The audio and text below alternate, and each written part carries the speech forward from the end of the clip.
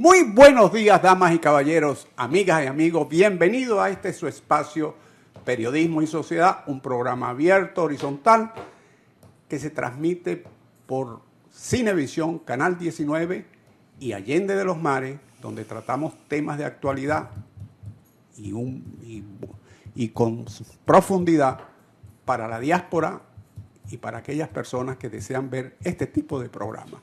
Eso lo transmitimos a través de plataformas como YouTube, Instagram, Facebook, etc. Con nosotros, don Eli. Saludos, ¿qué tal? ¿Qué hay de bueno? Le mando saludos a la presidenta de México. Dijo, mándele saludos a Eli, pero yo pensaba saludarlo personalmente allá en Punta Cana, pero no voy a ir. Pues no voy, No. manita. No anunció la presidenta de México, doña Claudia Sheinbaum, que no viene a la cumbre. Uno puede especular que es por solidaridad o No, ella lo dijo, creo que lo dijo, ¿no? que no. Por el tema de Nicaragua, etc. Por la ausencia porque no se invitó a Nicaragua, a Cuba y a Venezuela. Creo que lo dijo. Sí, ella lo dijo, sí. Pero también hay que reconocer que México a veces se mantiene ausente de estos tipos de eventos. Yo no sé si López Obrador asistió a alguno. Que yo recuerde no. Pero lo cierto es que la ausencia de México de este evento tan importante que reúne a los países del hemisferio con Estados Unidos, porque hay que reconocer que esta cumbre fue ideada por los Estados Unidos en el año 1994. Yo diría que en respuesta a la cumbre iberoamericana que preside España, yo diría eso, no sé si estaría fuera de lo cierto. Es lamentable la ausencia de México porque México constituye uno de los principales países de América Latina, donde mantiene un gran liderazgo y tradicionalmente se mantiene maneja una política exterior muy distante de los bloques hegemónicos. Y México creo que se llama la doctrina Estrada. La doctrina Estrada, sí, correcto. Hace muchos años, eso de principio del siglo XX, de que no se inmiscuyen problemas internos de los países ni se inmiscuye en pocos temas internacionales. Correcto, entonces eso es la ausencia de México se va a sentir mucho y hay que reconocerlo. Es un golpe para este evento, un golpe porque lo desluce, aunque no lo va a impedir. Indiscutiblemente que la decisión del gobierno dominicano de no invitar a Venezuela, Nicaragua y a Cuba, hay que verlo como una visión made in Trump. O sea, a mi modo de ver, yo creo que Trump no quería verse frente a frente con esos países, y más en estos momentos en donde Estados Unidos mantiene una política muy agresiva en contra de algunos países de América Latina. Ya en Venezuela está rodeada de gran parte de las aguas cercanas a Venezuela están rodeadas por barcos estadounidenses y por aviones y todo ese poderío bélico que tiene Estados Unidos. Está en el Mar Caribe. Está en el Mar Caribe, sí. E incluso eso le ha costado que uno no sabe hasta dónde es verdad. ¿Cuánto tiempo tienen los barcos allí? Ya más de 2 meses, ¿no? Más de 2 meses, sí. Okay. Y han hundido, según la versión del presidente de los Estados Unidos, 2 o 3 lanchas. ¿Y entonces, y eso qué tiene que ver con la presidenta de México? Bueno, no tiene nada que ver, pero yo lo que estaba diciendo era que Estados Unidos no quiere verse frente a esos países que son de signo contrario a los intereses. México siempre ha tenido y es lógico, ¿no? Por su cercanía y además por la historia. No se olvide que creo que lo que suma Texas, California, Nuevo México, creo que la parte del estado de Utah. Utah, sí. Creo que todo eso era parte de México. Y creo que la suma de esos estados geográficamente hace más kilómetros que lo que tiene actualmente el territorio mexicano. Entonces, ellos tienen una historia complicada del siglo XIX y parte del siglo XX con los Estados Unidos. Además que México fue un polo de atracción para Hispanoamérica. No se olvide que el cine que se veía en todos estos países era el cine mexicano. No había traducción, no había los subtítulos, los títulos en las películas. O sea, había una influencia cultural mexicana muy grande en Hispanoamérica. Muy grande. Todavía existen los corridos y la ranchera mexicana. Claro, Pedro Infante, Javier Solís. Todas estas cosas. El Santo. El Santo. Entonces, a medida de que la tecnología, porque si a final de cuentas la tecnología es disruptiva y la tecnología permitió primero colocar los subtítulos, los títulos en las películas, luego la traducción simultánea, luego yo recuerdo después de la llegada del hombre a la luna que comenzaron a hacer las transmisiones vía satélite. Vino todo un proceso de cambio y allí culturalmente los Estados Unidos comenzaron a ocupar espacios que tenía la cultura mexicana o la expresión mexicana de la cultura. Entonces ese proceso vino no a disminuir, sino a colocar en un sitio distinto a la presencia mexicana en Hispanoamérica. Hubo proyectos interesantes de integración, porque México, en medio de su política de la doctrina Estrada, de que no se inmiscuía en otros países, pero era un país que era receptor de muchos inmigrantes y muchos exiliados. Exiliados, eso es lo que quería decir. Prueba de ello son los exiliados de la Guerra Civil Española.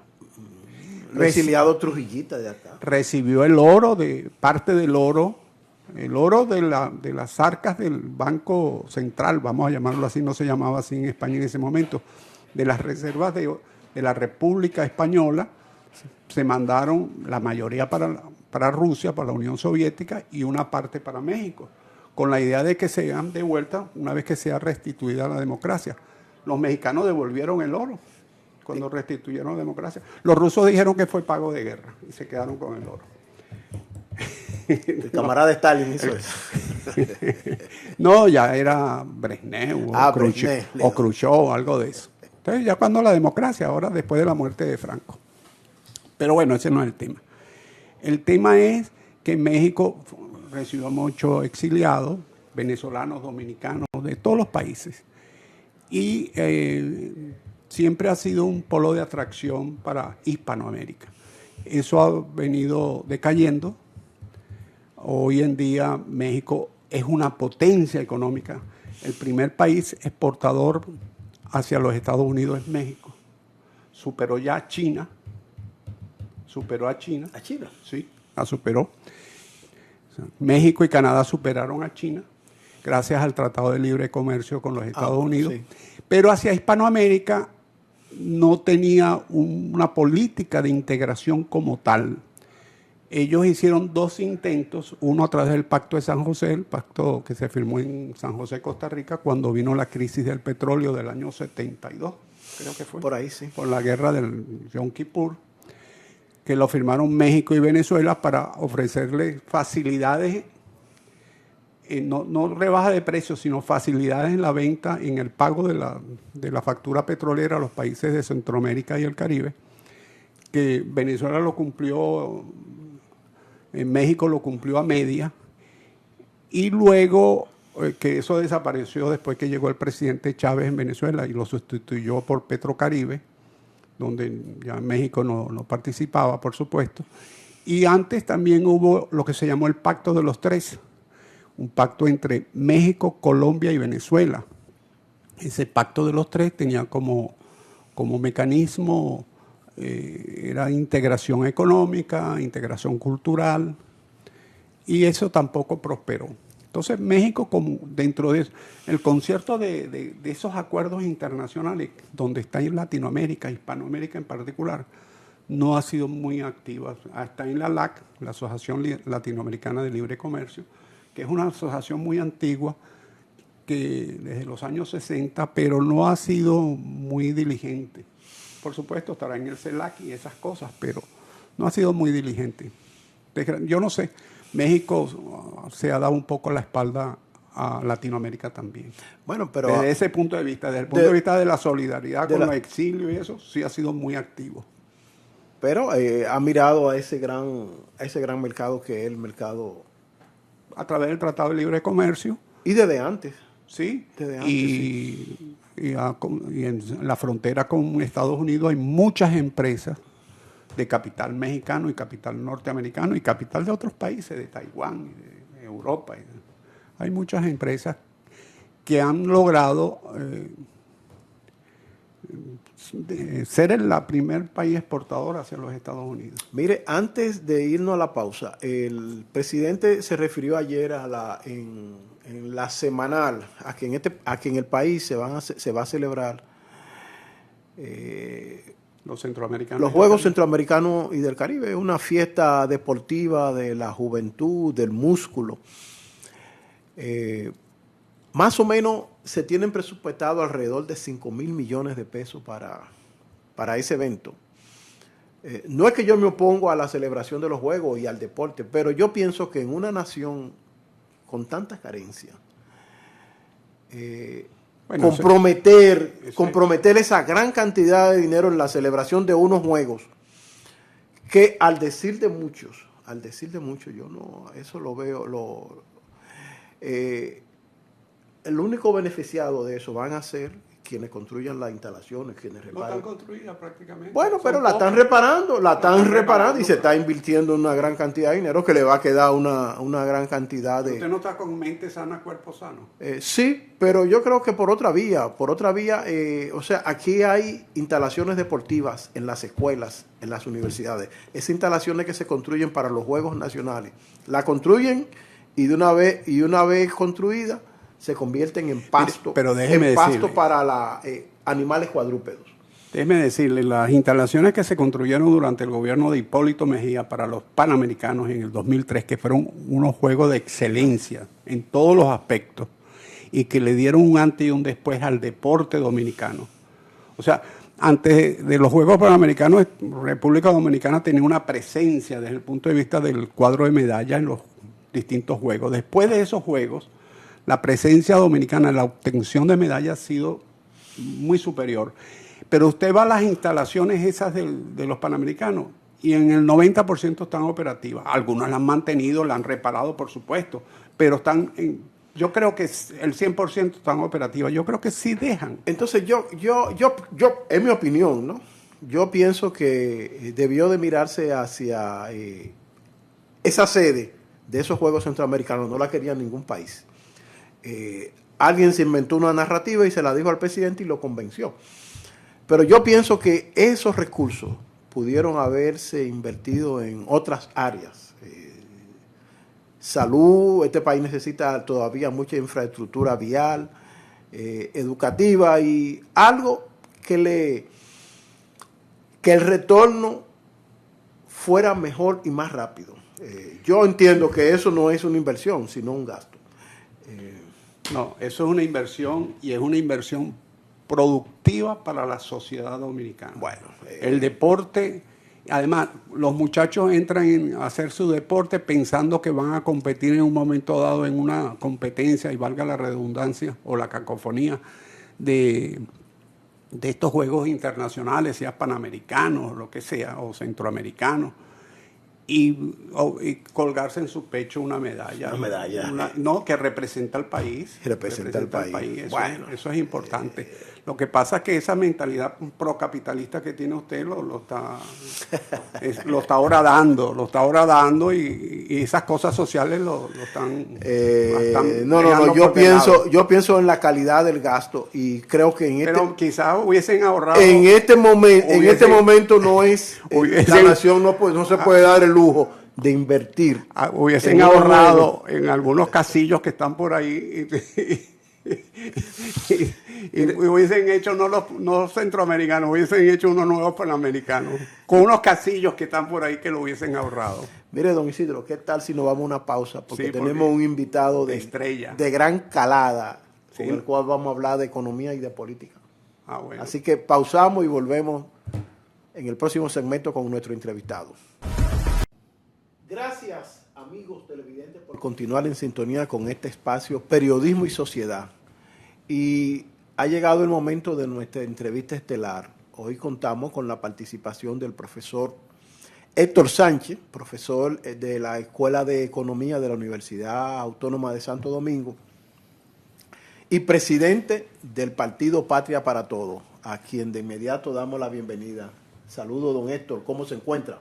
Saludos a ustedes, quiero agradecer la gentileza de ustedes de invitarme a este programa, Periodismo y Sociedad, dirigido por ustedes ahora, pero por Licho, que es creo que el coordinador, el amigo Licho Manuel Helig, pero el compañero presente tiene un nombre... Isidro Toro. Isidro Toro. Hay muchos toros, sí. Sí, pero no toros de esos del Cibao que torean por allá. No, sí. no, No, el Cibao no, del Ceibo. Del Ceibo, Isidro Toro. Sí, es un apellido venezolano y de esa región por ahí. A ustedes les agradezco la oportunidad que nos dan de poder dialogar, ¿verdad?, sobre los problemas del país y del mundo, y esperamos que hagamos un programa de interés para todos y todas. Gracias. Don Héctor, en el ambiente económico se está cocinando una reforma fiscal.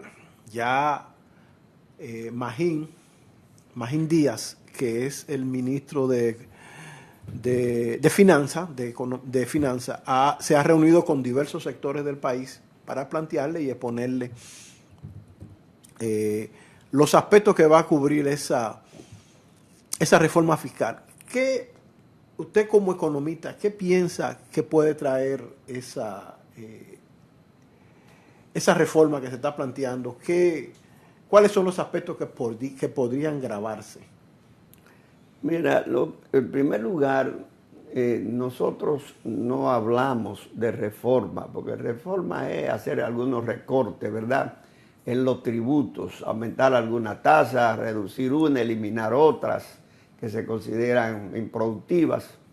Y eso en última instancia, aquí se han hecho cantidad de reformas en los últimos años, no han dado resultados, porque no han aumentado la cantidad de ingresos que necesita el Estado para operar eficientemente, racionalmente. Nosotros hablamos de pacto fiscal, que es otra cosa.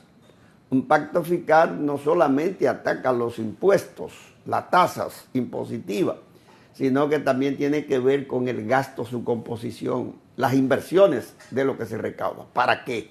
En función del desarrollo nacional inclusivo y sostenible, ¿verdad? De eso es que se trata. En última instancia, de lo que debiera, y eso es lo que está en la Constitución, es un pacto fiscal, no es una reforma fiscal, ¿verdad? Un pacto eléctrico, un pacto educativo y un pacto fiscal. Ahora se está hablando de reforma, porque es una estratagema de parte de los que gobiernan para manejar los recursos y hacer los cambios que ellos consideren que son necesarios.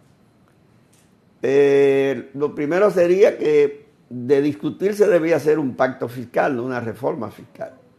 Pero personalmente, yo como economista creo que no es necesario ni una reforma ni un pacto fiscal en República Dominicana. No tenemos, para aumentar los ingresos del Estado y manejarlos racionalmente por el gobierno, no se necesita modificar las tasas impositivas. Yo he hecho varios cálculos, y otros economistas, no solamente yo, que administrando racionalmente los impuestos de conformidad con las leyes dominicanas y el Código Tributario, nosotros podemos tener ingresos adicionales por encima de 500 mil millones de pesos, es decir, más de $500 billion de pesos. ¿Cómo así? Para que lo sepan. Bastaríamos que modificamos 3 figuras impositivas y la hagamos cumplir, no más hacer cumplir la ley. Número 1, revisar lo que se llama el gasto tributario, las exoneraciones y exenciones que se mueven entre 5 y 6% del PIB, que anda por encima de los 300 mil millones de pesos a empresas y a instituciones, muchas de ellas que ya no se justifican, que ya cumplieron su papel histórico. Ese 6% yo lo reduciría a no más de un 2%, por tanto le quito 67%. Si para el año 24 fueron 341 mil millones, tú le quitas el 67% de eso y tú tienes más de 250 mil millones de pesos. Nada más en eso. Y deja nada más los subsidios y exoneraciones a las instituciones y empresas que realmente ayudan al desarrollo nacional, que crean empleo y mejoran el bienestar de la población. Que no son nada más de un 2%. Ya la mayoría de esas exoneraciones a grandes empresas, ya eso pasó a la historia. Eso nada más. Estamos hablando de unos 250 mil millones que nos podemos ahorrar por ahí. La otra figura. Todo el mundo está de acuerdo que la evasión y la ilusión en República Dominicana impositiva es altísima. Los organismos internacionales, Banco Mundial, CEPAL, el Fondo Monetario Internacional, dicen que el impuesto, el ITEVIS, la evasión es un 42%, lo que lo ponen por debajo. De cada 100 pesos que nos cobran de impuestos, a nosotros de ITEVIS, retienen, pagan 68 y se queda 58 y se quedan con 42. ¿Por qué? ¿Por qué el empresario que cobra el impuesto se queda con él? Cuando él no es que lo paga el consumidor. Entonces, ¿qué es lo que tiene que hacer el Estado? Eso es robo. Un robo, claro, un robo legalizado. Y además de complicidad con los responsables de recaudar ese dinero. Entonces, yo establezco todos los medios administrativos gerenciales para que el que me cobró mi impuesto, el que cobró el ITEVIS lo devuelva. Estamos hablando que eso te suma más de 100 mil millones de pesos de evasión. Nada más de ITEVIS. Entonces, aplico la ley y hago que usted me devuelva lo que usted le cobró a la gente. La tercera figura que resolvería es la evasión del impuesto sobre la renta, la ganancia, la rentabilidad. Todos los organismos internacionales y todos los que han estudiado eso dicen que eso anda por el 60%. Realmente de cada 100 pesos que yo me gano, ¿qué me gano rentablemente? Según el porcentaje, el 25 o el 15 o el 30 que debo pagar conforme al código tributario, a la ley, yo me quedo con el 60%. Es decir, nada más pago 40 de lo que debo pagar y me quedo 60%. Esa evasión suma más de 250 mil millones de pesos, más de 200 mil. Cuando tú calculas 200 mil de impuestos sobre la renta, unos 150 mil de ITEVIS, más los 250 mil de gasto tributario, de exenciones y fiscalización. Pero a eso súmale una cuarta figura que me puede dar la eficiencia, el déficit energético, que son cerca de 2.000 millones, 1.500 millones de dólares al año, al 63 que está ahora. Si tú reduces ese déficit, que es posible, lo reduces a la mitad, tú te estás ahorrando más de 75 mil millones de pesos al año. Cuando tú sumas todo eso, eso hace mucho más de 500 mil millones de pesos. Eso es casi el 50% de lo que el gobierno recauda actualmente. Si el gobierno recauda un 13% del tributo, ¿verdad?, de la producción nacional, y tú pues, te puedes ahorrar sin tener que hacer ningún pacto, nada, haciendo cumplir las leyes solamente y administrar racionalmente la tributación. Tú le aumentas un 6 a la tributación 6.5, ¿verdad? Porque la mitad de 13.5. Si tú lo tienes en 16, ya lo llevaste, en 13 ya lo llevaste prácticamente un 20% de la tributación. Lo que me dice usted que el Estado es ineficaz. Ineficiente en la administración y no tributaria. será ineficaz quizás porque está agigantado. Es un Estado demasiado grande que no puede con su propio organismo. Pero no es desde el punto de vista del gasto solamente, es desde el punto de vista de la administración de la tributación. De la eficacia de los empleados de hacer la vigilancia, del seguimiento, del control. Del control de eso. Yo lo que creo es que es un contubernio entre los gobiernos, porque eso ha pasado por todos los gobiernos, entre los gobiernos de turno. Porque ¿quiénes son los que evaden el ITEVIS? ¿Quiénes evaden el impuesto sobre la renta? ¿Quiénes son los que se benefician de las exoneraciones y exenciones? Son los grandes empresarios. ¿Está claro? Entonces los gobiernos tienen temor de hacer cumplir las leyes. En un gobierno que nosotros dirijamos, lo único que tenemos que hacer es que las leyes se cumplan. No hay que maltratar a nadie, porque yo no te estoy quitando lo que tú tienes, tus ingresos que te ganaste realmente, o la operatividad de tu empresa. Lo que yo estoy diciendo es, dame lo que tú tienes que darle al Estado para que el Estado opere eficientemente y pueda regular la sociedad y el sistema operativo empresarial que tú manejas. Es simple y llanamente hacer cumplir las leyes. Yo no estoy haciendo nada nuevo y eso la Constitución me da ese derecho de hacerlo, hacer cumplir, yo juro, hacer cumplir las leyes, cumplirlas y hacerlas cumplir. El Código Tributario es una ley, entonces hacerlo cumplir. De eso es que se trata, tú no necesitas más nada. Aquí lo que no hay voluntad política de los gobiernos, ni responsabilidad de los empresarios de entender que ellos tienen que cumplir las leyes igual como la cumple tú, yo y todos los otros, y que el Código Tributario es una ley que hay que cumplir todos y todas, y que hay que manejar racionalmente el Estado de otra manera, la nación de otra manera. Yo no la puedo manejar contraviniendo y abusando del Estado y del país. Pero ese es un discurso que yo lo he escuchado en muchas campañas electorales, en muchos candidatos de diputados, senadores, presidenciales. Ese discurso lo he escuchado yo muchas veces, en muchas elecciones, en las elecciones del 2000, 2004, 2008, 2012, 2016, 2020, 2024 y quizás antes. ¿Y por qué? ¿Qué pasa? Porque que los que han gobernado, los que han llegado al poder, no van a hacer que eso se cumpla, porque son los partidos, esos diputados, esos senadores, que son los que manejan el Congreso, son los diputados senadores de los partidos tradicionales que después de Trujillo han gobernado. Y ese grupo que ha gobernado desde la muerte de Trujillo para acá ha estado secuestrado por los mismos grupos económicos, nacionales y extranjeros. Y en consecuencia ellos no van a actuar contra esos grupos, por falta de responsabilidad, de patriotismo, de integridad, porque usted llega al Estado ¿para qué?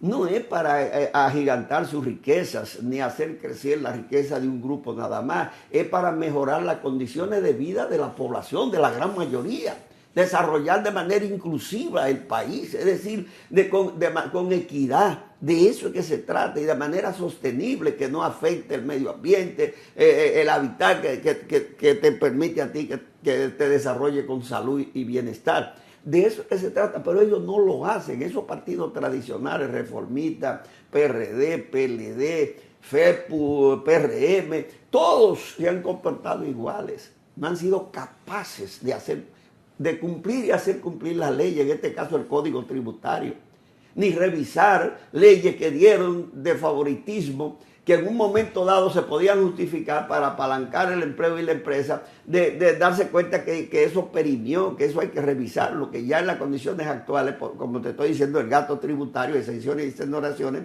no debe cumplirse. Entonces, de manera que la razón, el por qué tú has visto que eso no se ha podido ejecutar, es porque esa gente, aunque lo dijeron, no estaban ni tenían la capacidad ni la disposición de hacer cumplir las leyes. Está claro, diferente. No, aquí no ha gobernado un grupo de hombres y mujeres que realmente tengan los valores, el principio y la disposición de hacer cumplir las leyes. ¿Y los hay en el país? Claro que los hay. Porque tú no me vas a decir a mí que toditos somos malos, que toditos somos corruptos, que toditos somos indolentes, incapaces, porque vámonos de aquí. ¿Qué hacemos aquí entonces? ¿Qué hacen ustedes dos aquí y yo? No, el país tiene cantidades de hombres y mujeres buenos, capaces, pero no lo han dejado gobernar. Y el pueblo que está adocenado. Pero no han votado por ellos, se han presentado y no han votado por ellos. Porque hay un problema ideopolítico de dominación mental del pueblo, que es lo que nosotros hemos sido incapaces autocríticamente de elevar ese nivel de conciencia en los ciudadanos, en los hombres y mujeres, la mayoría de este pueblo que son buenos, porque no solamente están económicamente dirigidos y dominados, sino mentalmente también, espiritualmente. y nosotros no hemos sido capaces de despertar a ese pueblo, a la grande mayoría nacional, de que entiendan que esos grupos no les convienen, no han gobernado para ellos, y además, esencial por su propia naturaleza, no están en capacidad de gobernar para ellos. De eso que se trata. Pero se entiende que no es necesario esa reforma, ni ese pacto fiscal. Perfectamente, claro. Los datos están ahí, claro. Héctor, vamos a aprovechar tu participación en este espacio para que nos hable un poco de la situación de la pequeña y mediana empresa, ya que tú diriges un organismo de asesoría a ese sector empresarial. Pero antes vamos a una pausa brevemente y luego retornamos con esa pregunta. Gracias, amigos televidentes, por continuar en sintonía con este espacio Periodismo y Sociedad.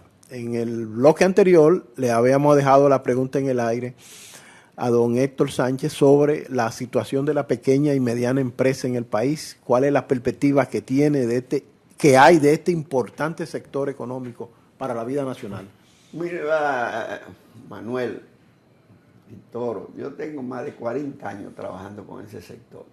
Más de 40. Yo le he dedicado gran parte de mi vida a los micro, pequeños y medianos empresarios de este país. He participado en la organización de casi todos los gremios que tiene, incluyendo la federación, la confederación que Codopime, porque fui de los que redacté sus estatutos. Y he sido director ejecutivo como de 4 o 5 de sus principales gremios. Entonces yo ese sector yo lo conozco a fondo, conozco su debilidad y su fortaleza. Pero ese sector, el gran problema de él es que no ha tenido hasta ahora ningún plan coherente de parte de los gobiernos porque no entienden además el papel que ese sector juega en el desarrollo nacional. Mientras tú estés creyendo que el turismo y los servicios son los que van a apalancar y desarrollar este país, tú no vas para ningún lado. Eso es necesario, pero lo que apalanca y desarrolla este país son los micro, pequeños y medianos empresarios, que son el 98% del tejido empresarial dominicano. Si tú no haces un plan coherente para desarrollar ese sector en la agropecuaria, en los servicios y en la industria, tú no vas a desarrollar este país de manera sostenible e inclusivo, con equidad. Desarrollar los micro, pequeños y medianos empresarios es desarrollar la democracia económica y por tanto la democracia política, que es lo que ningún gobierno de esto ha hecho.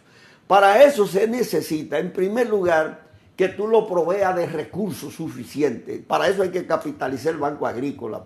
Llevar por lo menos 50, en vez de 20, de 30 mil milloncitos, ponerle unos 75 mil millones de pesos al Banco Agrícola para que se lo preste racionalmente a una tasa de no más de un 8 o un 10 a los productores MIPYME agropecuarios. Tiene que capitalizar ProMIPYME, la banca solidaria. En vez de 10 mil milloncitos que manejan al año, ese sector necesita entre 60 y 70 mil millones de pesos. Ponerle la mano para que se lo coloquen a los micro, pequeños y medianos empresarios de servicio y productivos a una tasa de no más de un 10%, porque no soporta más de un 10%, racionalmente. Ayudarlo a que se capitalicen, que tengan recursos para innovar, cambiar su tecnología y poder comprar materia prima y poder competir con eficiencia.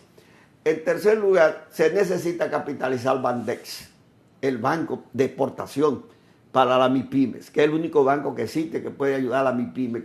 Y ponerle en la mano por lo menos 100 mil millones de pesos. Estamos hablando de eso, es chele. Cuando tú hablas de porque tu país se ha endeudado de manera vergonzante en 75 mil millones de dólares en los últimos tiempos, ¿y qué se ha hecho con esos recursos? Es decir, capitalizar los 3 sectores que financian ese sector. Y en segundo lugar, establecer una política tributaria diferenciada de un impuesto único, no ponerlo a pagar impuestos igual que los grandes empresarios, a competir con los grandes empresarios y crearle obstáculos. Explique un poco más eso. ¿Qué significa eso? Que tú le pongas un impuesto único a la microempresa, por ejemplo, en vez de pagar un impuesto sobre la renta de un 20, 30, ponle un 5%, un 2, un 3%. A la mediana empresa, que son las que tienen hasta 50 empleados, ponle, qué sé yo, un 7, un 6, digo a la pequeña, y a la mediana ponle no más de un 10% de impuesto sobre la renta. No le pongo un 25, no le pongo un 30. Un impuesto único al año, de tal manera que tú puedas decir a esos sectores, no, yo no ando buscando recaudar, es desarrollarlo, permitirle, quitarle el anticipo, el adelanto del ITEVIS a un sector que tú lo que haces es que lo descapitaliza. No, ese sector necesita de manera tributaria ser tratado diferente a los grandes empresarios. Y el mercadeo de esas pequeñas empresas. Y el otro servicio es asesoría permanente. Esos sectores necesitan educación permanente, mercadeo, como tú dices, de sus productos, ayudarlo a que se apalanquen gerencialmente, se organicen contablemente para que se puedan formalizar, que puedan inscribirse en la seguridad social, inscribirse en la DGI y puedan, por tanto, participar de préstamos formales. Y el cuarto y último medida que un gobierno tiene que tomar es crearle un fondo de garantía, porque le piden garantía para todos los préstamos. ¿Qué garantía puede tener un micro, pequeño y mediano empresario realmente cuando la mayoría ni tienen legalizado sus propiedades? Un fondo de garantía de por lo menos 125 mil millones de pesos del Estado, que sea el que le garantice cualquier préstamo que solicite. Por eso la banca privada no le presta, porque no son sujetos de garantía prendaria, hipotecaria, de ningún tipo. Entonces, ese fondo de garantía el Estado nunca lo ha creado tampoco. De manera que todo eso es un paquete de política dirigida a fomentar, a desarrollar el 98% del tejido empresarial dominicano y a crear empleo, porque ese es el sector que más empleo genera, el 60% de los empleos, entre 55 y 60%. Y combatir la informalidad. Y combatir la informalidad. Lo quieren formalizar, pero convertirlo como si fuera grande para quebrarlo. Se van a formalizar con una tributación que lo quiebra. ¿Cuál es el porcentaje de fracaso de las pequeñas y medianas industrias? Bueno, generalmente la pequeña, entre 6 meses y un año, la micro fracasan. Sí. La pequeña, si tú no le das apoyo, entre 1 año, 2 años, quiebran. Y la mediana, pues, coge un poquito más de tiempo. Pero es porque no existe ese paquete que te dije, estructurado, dirigido a fomentarlo, a desarrollarlo, y los líderes y sus asociaciones, para terminar, no tienen la suficiente fortaleza y conciencia para exigirle a los gobiernos, a este y al que sea, que esté ahí, que se orqueste, se estructure un plan de ese tipo que le permita real y efectivamente desarrollarse, que es lo que no hemos podido lograr. Yo tengo años planteando y luchando por eso, pero desgraciadamente no hemos recibido el apoyo. Un gobierno más que otro hace algunos intentos, pero no hay un plan coherente con todas esas vertientes que les digo para desarrollar ese sector que es estratégico. Tienen, más o menos, aportan entre el 35 y 40% de la producción nacional. Y le dije el 60% del empleo.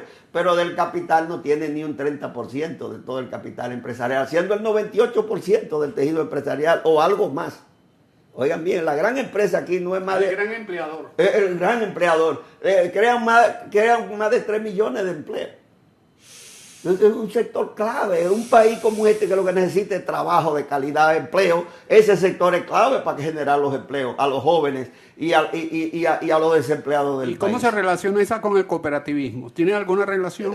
Sí tienen. Ellos han creado, yo la ayudé a crear la cooperativa empresarial. Comenzamos con... yo la conozco. Sí, mira, esa comenzó con 40,000 pesos y tiene más de 5,000 millones de pesos ya. Con 40,000 hicimos el proyecto. Ellos están orientados a micro, pequeño y mediano empresario. Casi todos los socios de ellos son micro, pequeño y mediano empresarios. Yo les dije, vamos a crear un banco de ustedes. Si ustedes no tienen acceso al crédito formal, creemos un banco propio. Y le hice el proyecto a la cooperativa empresarial. Nos juntamos, me acuerdo, 5 en el Club Arroyo Hondo. Y dije, pongan cada uno 5,000 pesos. Y comenzaron con 25 y después llevaron en todo llegaron como a 60, 70 mil pesos. Oye bien, pero hoy tienen más de 5,000 millones de pesos y prestan al año hasta 2,000 millones. Es decir, para que tú veas lo importante que es esa asociatividad, cooperativizarlo, la economía asociativa, la economía solidaria. Eso es clave para ellos. Tienen que fortalecer su cooperativa. Todos los micro, pequeños y medianos empresarios debían pertenecer a la cooperativa empresarial, aportar ahí, convertir eso en un banco de ellos, porque la banca privada nada más presta a determinados sectores estratégicos, al turismo, a la zona franca, a determinados proyectos, porque no es una banca de desarrollo, como yo he dicho aquí. Es una banca más de corto plazo. Héctor, vamos a aprovechar estos minutos finales del programa para que usted, en calidad de presidente del partido Patria para Todos, nos explique en qué está su organización. Sabemos que dentro de varios años se van a celebrar elecciones. ¿Y qué van a hacer ustedes? ¿Van a participar en ese proceso electoral? ¿Qué están haciendo ahora? Bueno, en el partido Patria para Todos y Todas, PPT, el partido del mapa verde, que llevó a Fulgencio Severino como candidato a la vicepresidencia, a Francisca Peguero como candidata a la vicepresidencia en las elecciones pasadas, tiene una gran responsabilidad histórica.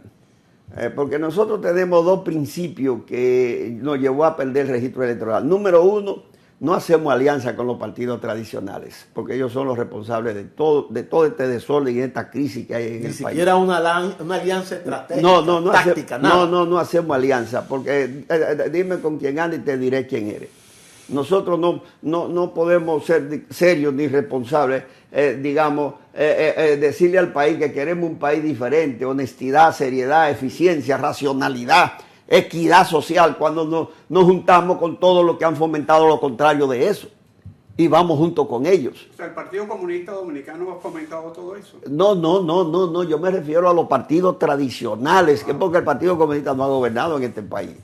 Nosotros nos aliamos con las fuerzas políticas y con los sectores sociales que creen en esta nación, que no tienen compromiso con la corrupción, con el crimen organizado, que creen en que es posible construir una patria diferente para todos y todas, una nación que se desarrolle con equidad, con justicia y bienestar para la mayoría de la población. Y entonces, en ese sentido, tampoco aceptamos el dinero de la Junta para hacer elecciones. Nosotros no creemos que el pueblo debe... Pero eso es por ley, don Héctor. No, porque eso es una ley que los partidos tradicionales hábilmente, para poderse mantener en el poder, como ellos son los que han dominado y desde el Congreso lograron una ley para que el Estado, de los pocos recursos que recibe, le transfiera 2 o 3 mil millones a esos partidos para que lo dediquen al clientelismo. Eso se ha convertido en una corrupción más.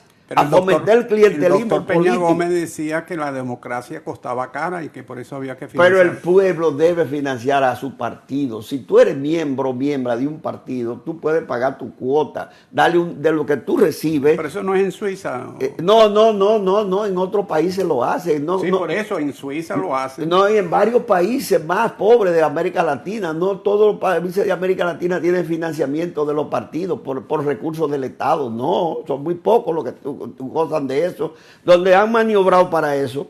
Entonces, nosotros nos oponemos a que el Estado gaste 3 mil millones, 2 mil millones en financiar partidos políticos que lo van a usar para clientelismo político, para fomentar a ese liderazgo fallido, que de hecho lo que hace es para comprarle recetica a la gente, darle cositas, en fin, que cada partido agencie y haga las actividades morales y legales que debe hacer para su actividad política. Por ejemplo, entonces nosotros estamos en una línea de convencer al pueblo de que el Partido Patria para Todo es una especie de recurso y de un valor de gran trascendencia histórica política para la democracia nacional, por el tipo de gente, de personas que tiene, porque los partidos, quienes lo construyen son los seres humanos, igual que el Estado, las empresas, todo. La calidad del ser humano es lo que determina la calidad del partido. Héctor, ¿es posible que para las próximas elecciones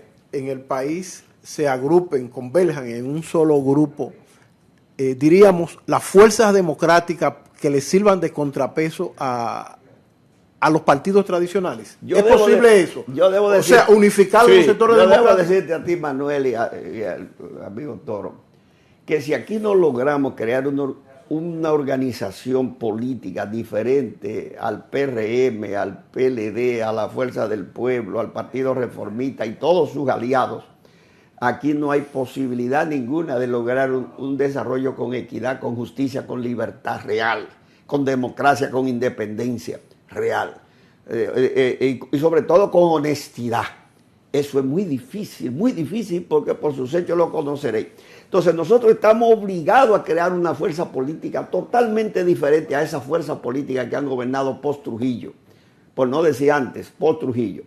Crear una organización de hombres y mujeres honestos, que lo hay, serios, capaces, responsables, que no están comprometidos, como le dije, con la corrupción del pasado ni con el crimen. Y para eso hay que unir a todas las personas, abrirle la puerta a todas las personas que quieran participar en las elecciones próximas con candidatura propia, que sean serios, honestos, que son la mayoría de la población dominicana. Y abrírselo a las instituciones sociales, a los grupos sociales, a todos los grupos de izquierda, a todos los grupos. La utopía es posible. Es posible, la utopía es posible. Crear esa utopía es posible y creo que tenemos que trabajar y para eso nosotros estamos trabajando, para esa gran unidad, crear ese gran frente político, social, electoral, que nos permita crear una organización independiente real, nueva, patriótica, democrática, abierta a todas las personas y sectores que quieran tener una patria nueva, construir un país nuevo, diferente, con honestidad, con responsabilidad, con libertad, con justicia, con equidad social. Eso es posible y estamos obligados y condenados a hacer eso, de lo contrario no habrá patria. Don Héctor, muchísimas gracias por su interesante participación en este espacio. Le dejamos las puertas abiertas de este programa Periodismo y Sociedad para que esa tesis de la unidad de los sectores democráticos en otra oportunidad usted no la desarrolle. ¿No es así? Así es, la utopía es posible. Es posible. Es posible. Mañana tenemos otro programa de Periodismo y Sociedad, así que hasta entonces.